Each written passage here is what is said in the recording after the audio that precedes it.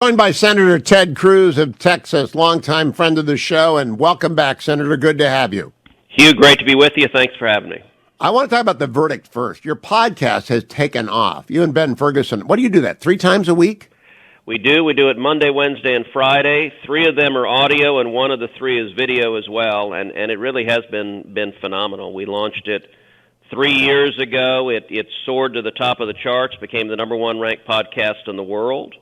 We've had over 50 million downloads, and every week we're beating CNN in total viewers. And so the reason I do it, Hugh, is the reason you do your show, which is to get the truth out to people who are frustrated at being lied to by the corporate media, because the corporate media no longer reports the news, that they are partisan propagandists. They have a message to drive. And, you know, the nice thing about the podcast format is you can actually engage and do a deep dive and explain what's really happening with an issue and give information and facts so that listeners, when they're talking to their friends and family, when they're standing around the water cooler, can understand what's really going on.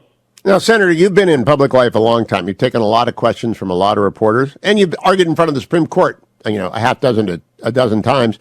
And no one ever told you the questions, right? No one ever gave you the questions that they were going to. I never give you the questions. Did the LA Times ever give you a question that they were going to ask you? The LA Times never has, and almost never does that happen. Occasionally, if you're doing like an event in front of a conference, they'll sometimes preview the questions, but that's not really a media interview. Media, pretty much never. And so what did you make of that press conference yesterday? The president had a cheat sheet. He had an order to call, and he had the question from the LA Times reporter. I'm astonished.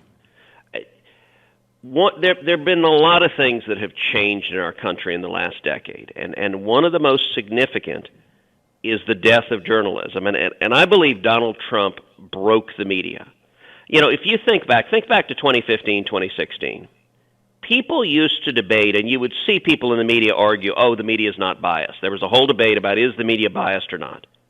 Nobody argues that anymore because you can't claim it. And the problem is they hate Donald Trump so much that they get on camera and they just foam at the mouth. And so now they have a panel of 5 people discuss how Donald Trump is the devil.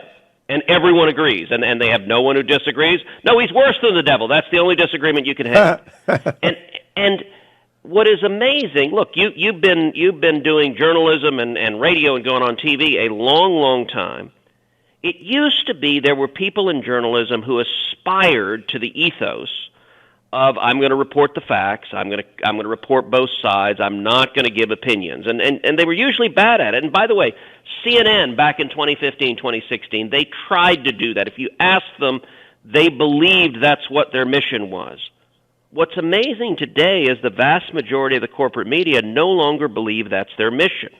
They're not trying to present both sides. They have embraced that their role is to be advocates, and they're not just Democrats.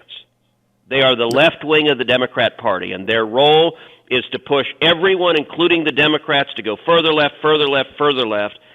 And I think that's a terrible outcome. When the New York Times, and you've read Barry Weiss's resignation letter from the editorial board of the New York Times. It's one of the most compelling indictments of modern journalism written. I think it ought to be assigned to anyone who wants to be a journalist. And it's not good for the country when we don't have journalists doing their job anymore or even pretending.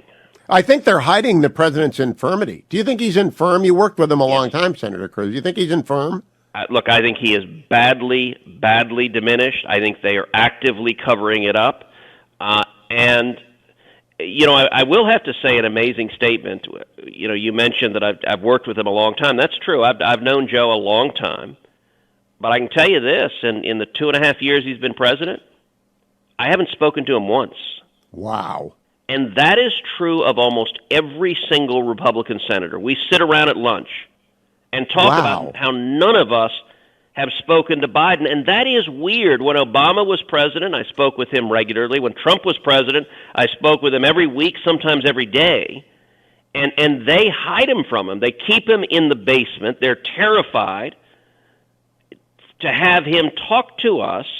And the strange thing is, look, when I was sworn into the Senate, Joe Biden's the one who swore me in. I mean, he spent 40 years in the Senate. He's a man of the Senate. We all know him. And they're hiding him because he is so profoundly diminished. And 30 seconds, Senator. Do you think that he's going to be on the ballot? Chris Sununu on this show said yesterday, no, he doesn't think he's actually going to be on the ballot in 2024. Do you? I think it depends. Right now, I think Democrats believe Trump is going to be the nominee. I think if Trump is the nominee, the odds are higher that Biden is the nominee.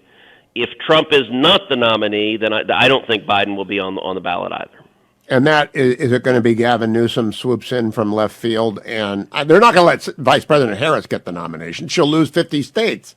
So if Biden is not the nominee, I think the top four in the Democratic field are Kamala Harris, Pete Buttigieg, Elizabeth Warren, and Gavin Newsom. And if I were to handicap that, I think Elizabeth Warren is the id of the Democrat Party and is who would likely win in that battle. Oh, my goodness. Well, that's a little bit of newsy stuff. Senator Cruz, always good. The Verdict, I will be listening today. It is a wonderful podcast. Everyone should do it. Next time we'll talk con law and whether or not the United States Congress can actually legislate anything over the Supreme Court when it comes to disclosure. The correct answer is no, but I'll ask the senator that next week.